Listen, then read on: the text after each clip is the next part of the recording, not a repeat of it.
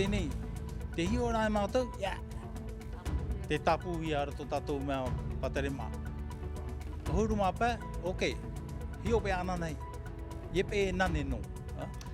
Waha amana te apora ahau whenua ia upani hia te herur a repo warawara ia tao tia hia te area moana paruru i roto i te mau taamotu te toe nei te whaanhoi te tia aur anō te whaahupa i te i praumana tauhia no te ap e tiunu piti tawatini piti ahuru maunu. Tere tātou i puna au ia watupu te operer aprau tu i te no te toro a tau turu tuati mai ahuru mamhav hei ne te manuia mai te i prau tu i te tātātou ia hi o mai i roto i tātātou nei rea. Te whenua nei te tap o pe Djulonga raatira te ie no te pia tepur ai te mo tap o uo tere no te hi opo ai te mo tepur ai te whenua nei tātātoa to ai tua tapapai mai te epo nā muri tātātou manihini o ia David Ihor ei no tap o uo tātātou ia manihini i te epo. I te pau te tuaro hafo whaamei tātou i te prau o leo saieg i te hope a o tātātou nei vea. Tauri ari a te ie ahuru mā piti noa mataiti arawihi i te tairipoponi e te eirama.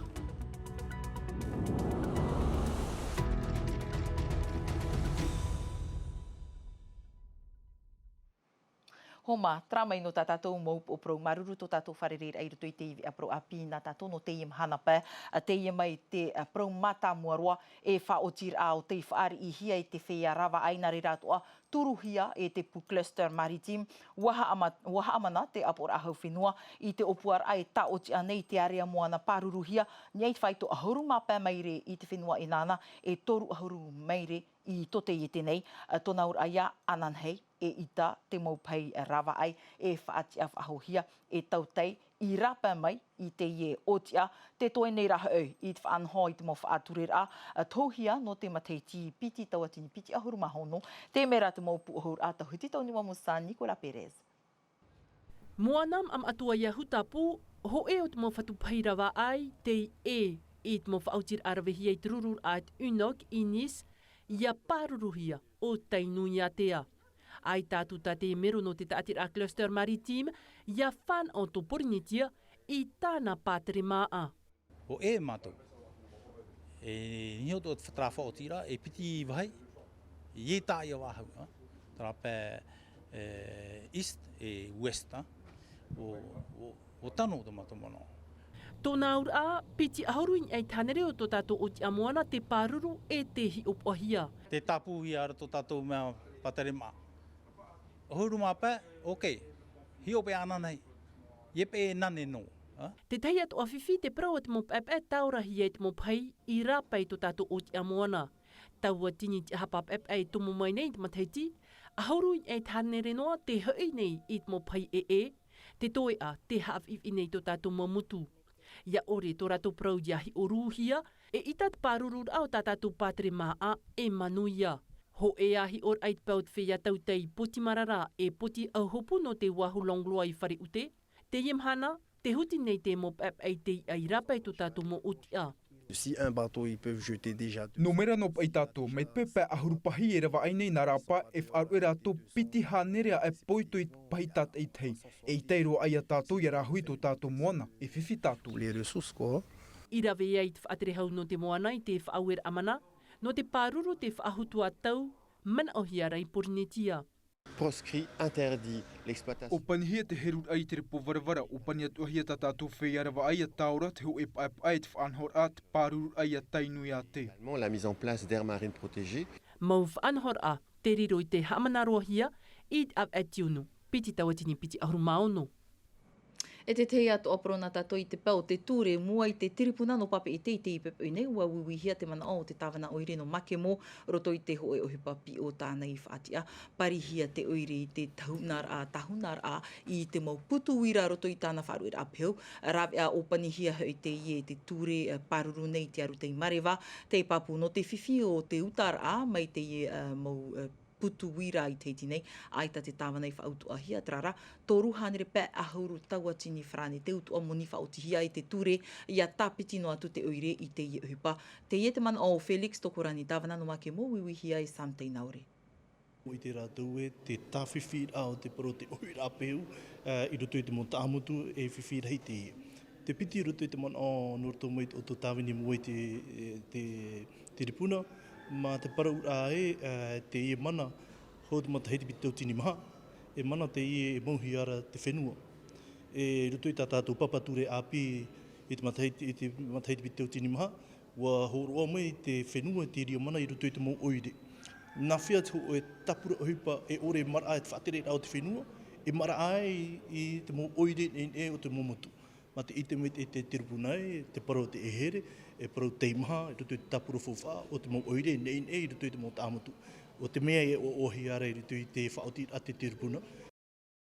Wapu hara mei te awi teir ao te mau whatu teie te i tāna tapura pu ahur ano te matahiti piti, taua tini piti ahuru mamaha, wa whaahiti atu ahia te mau opuar ano teie matahiti, te whiwhir hei o te mataramei, te whaan or ai te ho e tapu whenua no te amau i te ho e teie te pu ahur a moe hau te miona e o Janti Norua. Wariro te parau no te whenua e man on or ana te mo whatu teie te nei. Inaha, rawe hau rātoi o puara e patui te ho e teie te api au rera i whaarhei tā rātou teie te whiwhinuara ai tei tā pū whenua whaahou. No reira, ai tātu tā rātou i rāw ea o iahui te a whatatar ai te mo oire, te mo tāwana i hoara no te vauvau i tā rātou mo o puara no te mait e o te tā atuara. Les petites entreprises et les entreprises en général, maintenant, on s'organise une rencontre avec les maires des communes. Ia whaanho te mau teie te tu e wharereid ai te mau tāwana o te mau oire at ono porinetia. No te parau i rātou, ia mau ho e teie te uhipai rotu i te oire, mea mai te eirua no te taatuar a, e nen he whaatupui te uhipana te whia api. E tau a parau te mau teie te o rātou in e tā rātou mo opuar ai man aurei hamau, i roto i tō rātou oire. À pouvoir évoluer, à trouver des lieux pour leur activité. Te tururo i te mana, ia wharere mātou ia tā o parau. E imi mātou te mōrawe ato ia mahuta hoa te mō hipa i tutu tau ne whenua o te mea. Mi tatau i whāra ora, ai tia tātou tēturua, te numera o te mwhaiaro i hipa, mai te mataheti, piti tau tini ahurura. Te mahana, ai tia tātou tāpai tō te rea otia. Te whāriu nei te mo teie tein e te mo tāpu whenua ta te hau nui whaahoi roto i tiri mo te mo oire.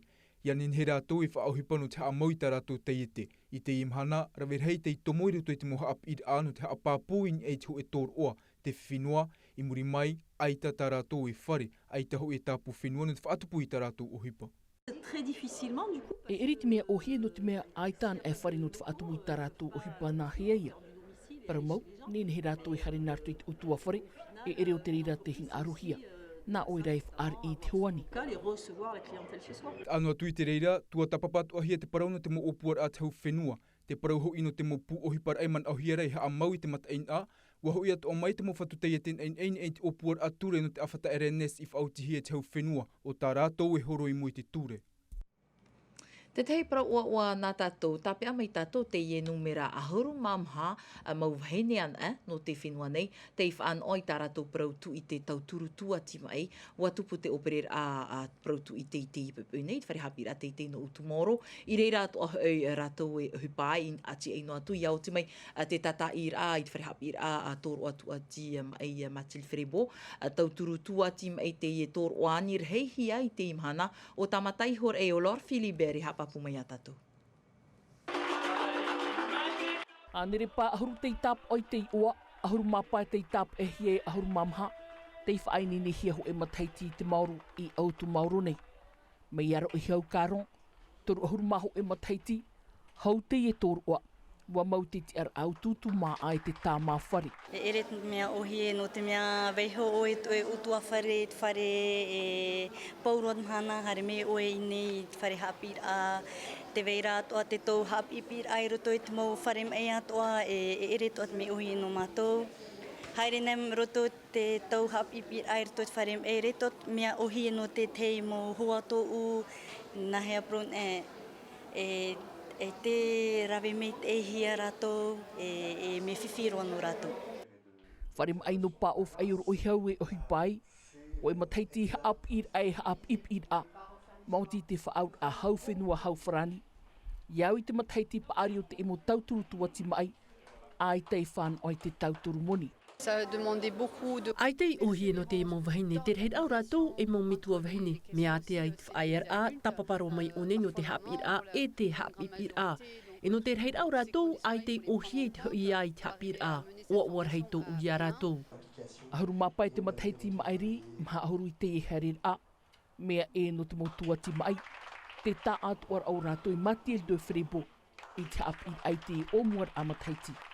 E mori nei. Rai tātupu ora ira at whai tūtora ai te i motua hinei rito I te i toroa. Mai puna au ia, tere roa tātou I pire ai te i nei te aua te nuu tap o uo tā tātou ia whahiti mai, nā mori tā tātou mani hinei rito mata I meiti. Hau e rahi o mai tātou te chepur au te i motou rea.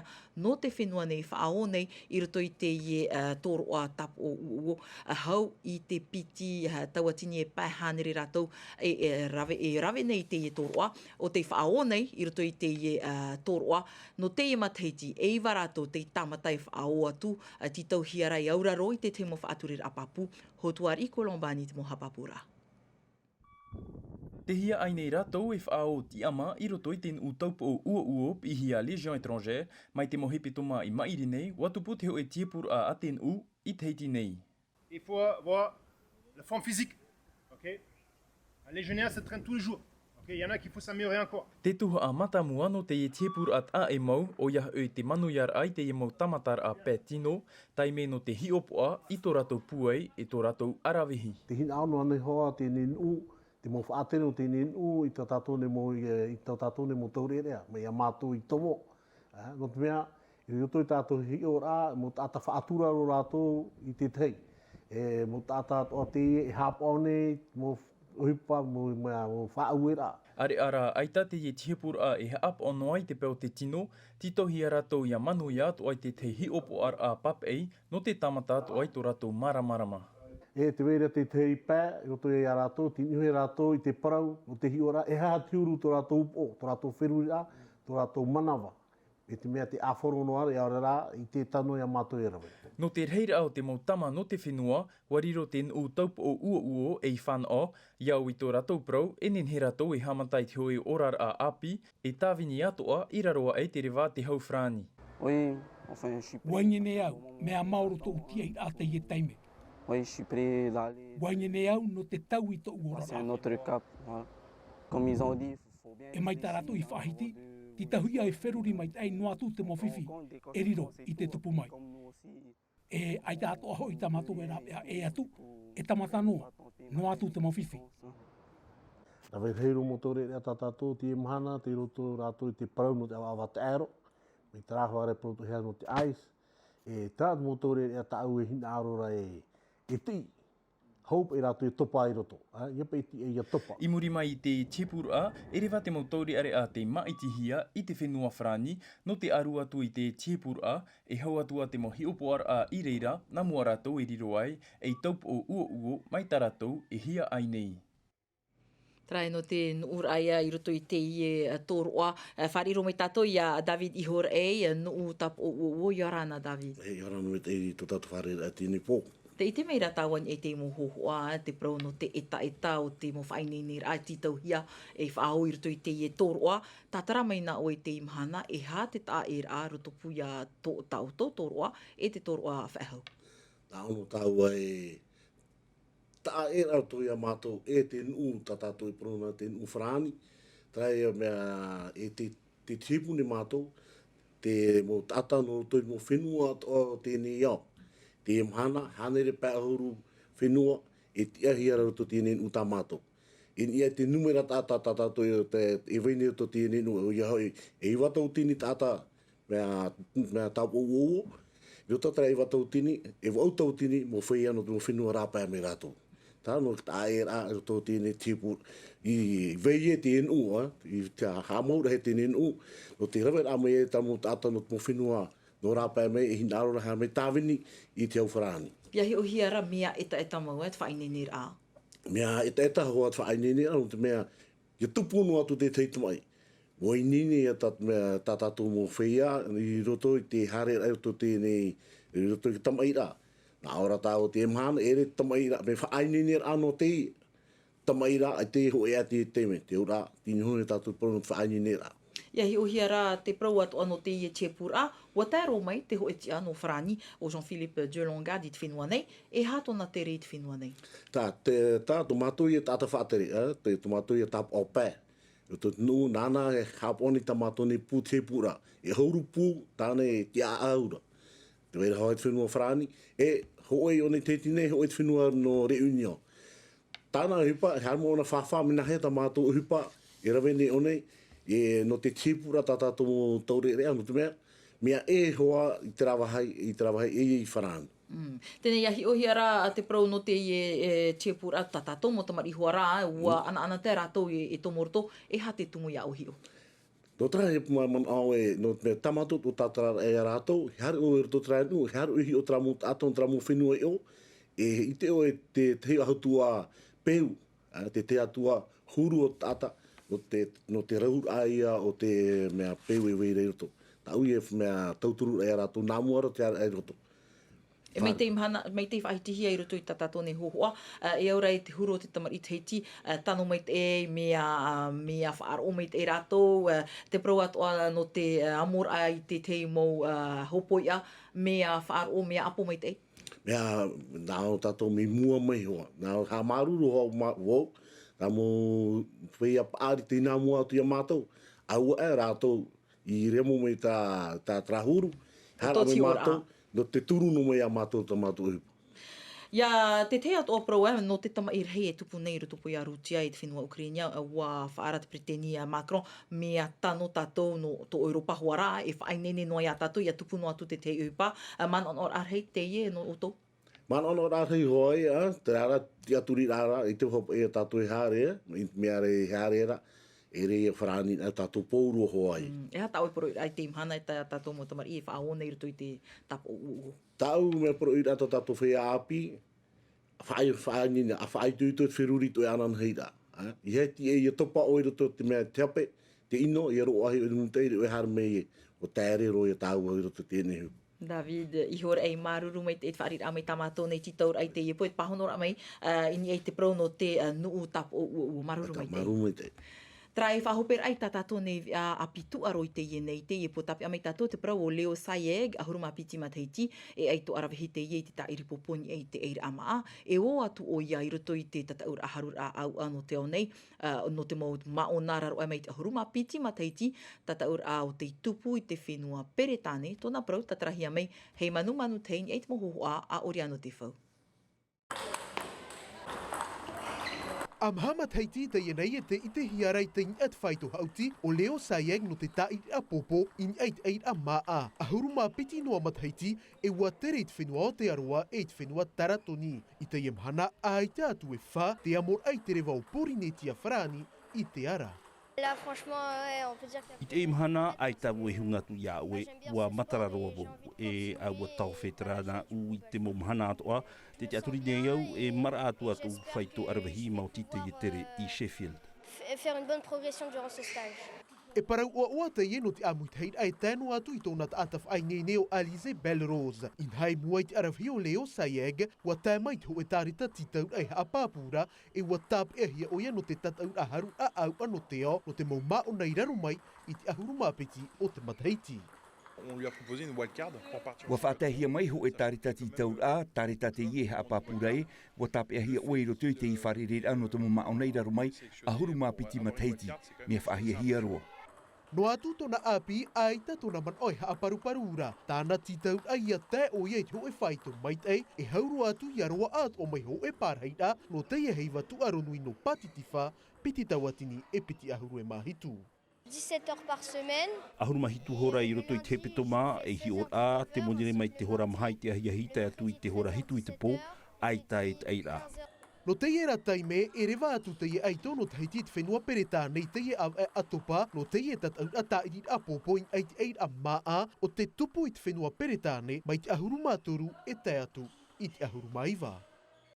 Ei prau poto hope ana tātou te i prau whaarar a mai ruto mai te pua te tōmitara te teini e te huru o te rewa wat uhia te mo whenua no ni amata e ruto i te whaarar a upua tau no te ua puai te i papu te tauhiara te i ua puai i papara papeari e motiro atu i te ahup o no reira ai tātou ia e poro ai a vai ara noa tātou ni e te prau mua i a whaitiat o mai to tātou mo tere i nia i te moana te tātou ara o te imo pro a pini e te huru o te rewa tātou atu ai e whaan o mai ni e te reni na te rewa te puhi o puar arriva a Meteo France. Trahoma, na te atoa pro e whahopero i te iwi ana tatou, roto ma te miti tatou vi a Rio Frani, hapo hia me te raive miti elo, anana he pō na hei manu te irau ti mai tatou vi ano unira, wharerea tatou a pōmonire, mai te peo te tama ara o toia, mai te eta o tōna tama ara a te aruhai ar hei par hei Yorana.